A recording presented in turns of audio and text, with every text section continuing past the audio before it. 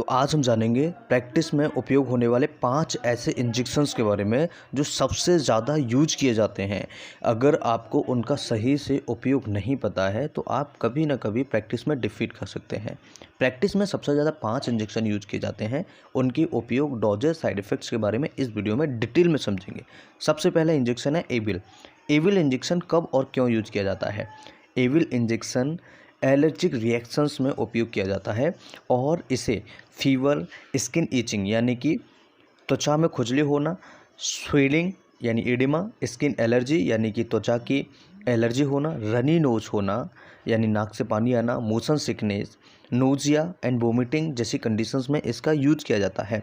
इस इंजेक्शन के अंदर फेनरामाइन मेलिट होता है जो एक्टिव इंग्रेडिएंट्स है और ये हमारी active ingredients which inhibits the release of histamine, जो हिस्टामिन को रिलीज होने से इनहिबिट करता है, उसे स्टॉप करता है, उसे बचाता है। तो अगर किसी पेशेंट को हिस्टामिन रिलीज होता है उसकी वजह से कई सारी प्रॉब्लम्स होती हैं। फेफड़ों से संबंधित, सांस लेने में तकलीफ कई बार पेशेंट्स को होती है, एलर्जिक रिएक्शंस हो जाते हैं, स्किन में खुजली, स्किन में लालपन बहुत ज़्यादा हो जाती है। तो ऐसी स्थिति को रोकने के लिए एविल इंजेक्शन का यूज किया जाता है। एविल इंजेक्शंस कई बार इसके कई साइड इफ़ेक्ट्स भी देखने को मिल सकते हैं और patients who are allergic Avil injection तो एविल इंजेक्शन उस पेशेंट को नहीं दिया जाना चाहिए। तो कहने का मतलब इतना है कि एविल इंजेक्शन को स्किन एलर्जी या एलर्जिक रिएक्शन में यूज किया जाता है। अगर हाइड्रोकोर्टिसोन की बात करें तो सबसे ज़्यादा हाइड्रोकोर्टिसोन रिएक्शन रोकने में उपयोग किया जाता है क्योंकि ये कॉर्टिकोस्टेरॉइड है और कॉर्टिकोस्टेरॉइड्स इन्फ्लामेशन यानी स्वेलिंग को और स्किन की स्वेलिंग, जॉइंट्स की स्वेलिंग, लंग्स में स्वेलिंग या अदर ऑर्गन्स में स्वेलिंग को कम करने में उपयोग किया जाता है। Common conditions treated including asthma, asthma में भी उपयोग करते हैं, एलर्जीज में उपयोग करते हैं, अर्थराइटिस में भी इसका उपयोग किया जाता है और कई ब्लड डिसऑर्डर्स बीमारियों में भी और एड्रेनल ग्लैंड्स से संबंधित बीमारियों में भी उपयोग किया जाता है। चूँकि ये कॉर्टिकोस्टेरॉइड्स है तो ये इन्फ्लेमेशन को वहाँ से हटाता है और इन्फ्लेमेशन होने से बचाता भी है।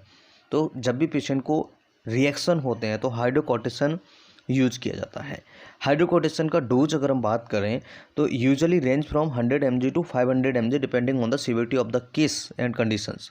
तो ये 100 mg से 500 mg के बीच में दिया जा सकता है पेशेंट को और ये 2-4 घंटे से लेकर के 6 घंटे तक पेशेंट को रिपीट किया जा सकता है। ये कंडीशन के ऊपर डिपेंड करता है, ठीक है।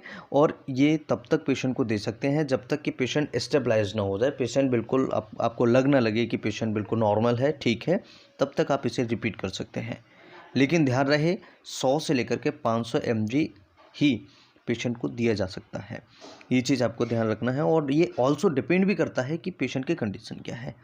अब अगर हम बात करें मोनोसेफ के बारे में तो मोनोसेफ के अंदर सेफ्ट्रिएक्सोन होता है। सेफ्ट्रिएक्सोन इंजेक्शन बैक्टीरियल इन्फेक्शंस को ट्रीट करने में सबसे ज़्यादा उपयोग किया जाता है, जैसे लोअर रेस्पिरेटरी ट्रैक्ट इन्फेक्शन है, स्किन से रिलेटेड प्रॉब्लम्स है, स्किन इन्फेक्शन है, यूरिनरी ट्रैक्ट इन्फेक्शन यानी पेशाब की नली, पेशाब से संबंधित कोई प्रॉब्लम है, पेल्विक इन्फ्लेमेटरी डिसीजेस PID जिसे हम कहते हैं, infections related to the female genital tract, bacterial septicaemia infection in the blood, ठीक है। तो सेप्टिसीमिया हो पेशेंट को, जैसे इन ब्लड में पस चला जाता है, सेप्सिस हो जाता है। वोन या जॉइंट्स इन्फेक्शंस में भी इसका उपयोग किया जाता है, मेनिंजाइटिस में भी इसका उपयोग किया जाता है और surgical prophylaxis to prevent infection during surgery. तो सर्जरी करने से पहले भी पेशेंट को मोनोसेफ यानी सेफ्ट्रिएक्सोन दिया जाता है क्योंकि ये वाइडली यूज होने वाला इंजेक्शन है। सेफ्ट्रिएक्सोन आपने देखा होगा हर किसी क्लिनिक में आपको मिलेगा, हर किसी मेडिकल स्टोर पर आपको मिल जाएगा, चाहे उसका नाम अलग हो, कई नामों से आपको मार्केट में अवेलेबल हो जाता है, कई अलग अलग ब्रांड्स इसे बनाते भी हैं। तो सेफ्ट्रिएक्सोन बहुत ज़्यादा पॉपुलर इंजेक्शन है, बहुत यूज होता है। तो इसका कई सारे इन्फेक्शंस में यूज होता है, स्पेशली बैक्टीरियल इन्फेक्शन जिसमें लोअर रेस्पिरेटरी टाइप के इन्फेक्शन आ जाते हैं। अगर बात करें इसका डोज के बारे में तो ये 50 mg पर kg के हिसाब से एक बार दिया जा सकता है इंट्रामस्कुलर, और परसिस्टेंट और ट्रीटमेंट फेल्यूर अगर किसी को पेशेंट को होता है तो 50 mg पर kg IV फॉर 3 डेज दिया जा सकता है। तो इसका डोज भी वेरिएबल है, डिपेंड करता है कि पेशेंट की कंडीशंस क्या है, किस कंडीशन में हम पेशेंट को डोज दे रहे हैं और कैसे हमें देना है, ये सारी चीज़ें भी हमें समझनी होंगी। तो जब भी पेशेंट को डोज दिया जाता है, जब भी इम्यूनोसेफ दिया जाता है, इसके कई सारे यूजेस देखने को मिलते हैं और इसके डोजेस भी अलग होते हैं। अब अगर नेक्स्ट हम अदर इंजेक्शंस की बात करें तो सबसे ज़्यादा और कॉमनली इस इंजेक्शन को भी यूज़ किया जाता है, क्योंकि जो मोनोसेफ इंजेक्शन है, सेफ्ट्रिक्स इंजेक्शन है, हज़ारों बीमारियों में इसका यूजेस होता है, राइट। तो सेफ्ट्रिक्स इंजेक्शन और मोनोसेफ इंजेक्शन एक ही चीज़ है। इसके अंदर सेफ्ट्रियाक्सोन दवाई होती है और इसका जो नेम है वो है मोनोसेफ इंजेक्शन। अब अगर बात करें किसी अनदर इंजेक्शन के बारे में जो कि प्रैक्टिस में आपको बहुत ज़्यादा यूज होते हैं, तो ऐसे कौन से और इंजेक्शन्स हैं, जैसे पेंटोप है, पेंटोप 40 इंजेक्शन है जिसके अंदर पेंटोप्रोजोल है। तो ये जो इंजेक्शन होते हैं ये पीपीआईज़ के अंदर आते हैं। पीपीआई यानी कि प्रोटोन पंप इनहिबिटर्स के अंदर आते हैं। तो ये जो दवाई है Pantop 40 mg injection belong to the class of drug known as proton pump inhibitors यानी कि पीपीआईज़, ठीक है। Reduce the amount of acid your stomach makes, मतलब कि आपके स्टमक से जो एसिड का अमाउंट है उसे कम करता है। A treat gastroesophageal reflux disease GERD को भी ठीक करता है। स्टमक अल्सर अगर किसी को है वो उसे भी ठीक करता है।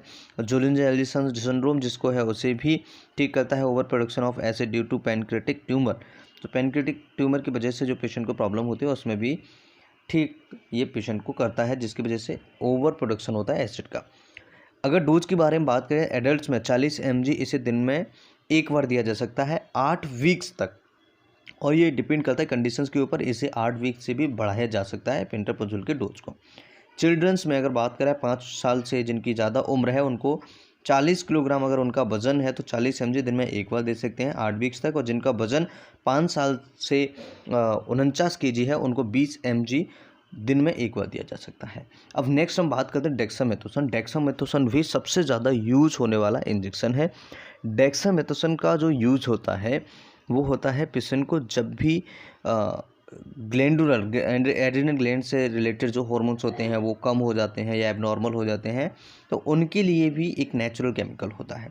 तो dexamethasone is use to treat condition such as arthritis में, blood hormone disorders, allergic reactions, skin allergies, skin diseases, eye problems, breathing problems, bowel disorders, cancer जैसी प्रॉब्लम्स में, immune system disorders. It is also use to test for an adrenal gland disorders, Cushing syndrome जिसे हम कहते हैं, तो cousin syndromes में भी use किया जाता है। Dexamethasone belong to class of steroid infections, ठीक है। अब अगर बात करें कि इसका डोज क्या होता है, तो ओरल डोज होता है डेक्सामेथासोन का एडल्ट्स के लिए 0.75 लेकर के 9 mg पर डे के हिसाब से पर ओरल, राइट।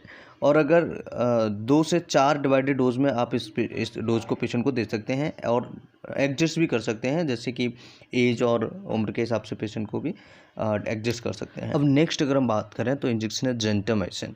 जेंटामाइसिन का यूज़ बहुत ज़्यादा होता है। जेंटामाइसिन यूज़ इंजेक्शन के क्या बेनिफिट्स होते हैं, क्या यूजेस होते हैं, कहाँ हम इसे यूज कर सकते हैं।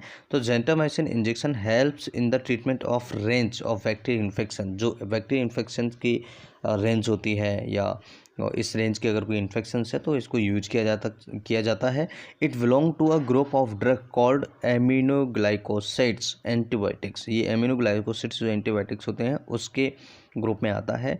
The drug stop bacterial growth thus preventing the treating the bacterial infection. तो जो बैक्टीरियल इन्फेक्शन का जो ग्रोथ होता है उसे रोकने में ये मदद करता है। Then this medicine when use topical to treat superficial infection, superficial जो स्किन के इन्फेक्शन होते हैं या ऑप्थेल्मिक इन्फेक्शन होते हैं उसमें भी यूज होता है, उसमें भी उपयोग करते हैं। ससेप्टेबल बैक्टीरिया की वजह से जो प्रॉब्लम्स होती है उसमें भी इसका यूज किया जाता है। It also helps in preventing bacterial endocarditis prior to dental और सर्जिकल में प्रोसीजर्स। तो ये कई सारे प्रॉब्लम्स में जो पेशेंट को बैक्टीरियल एंडोकार्डाइटिस होता है उसमें भी इस मेडिसिन का उपयोग किया जाता है और अच्छे तरीके से इस दवाई का उपयोग किया जाता है। तो ये 5 ऐसे इंजेक्शन्स हैं जिनको बहुत ज़्यादा प्रैक्टिस में उपयोग किया जाता है और इनके मदद से प्रैक्टिस पेशेंट के ऊपर आप करते हैं। तो इनकी मदद से आप प्रैक्टिस करते हैं और बहुत ज़्यादा ही इस इंजेक्शन का यूज किया जाता है। इस तरह की और वीडियोस देखने के लिए चैनल को सब्सक्राइब करें, वीडियोस को लाइक करें और ज़्यादा से ज़्यादा लोगों तक शेयर करें। Thanks for watching, have a nice day, bye bye.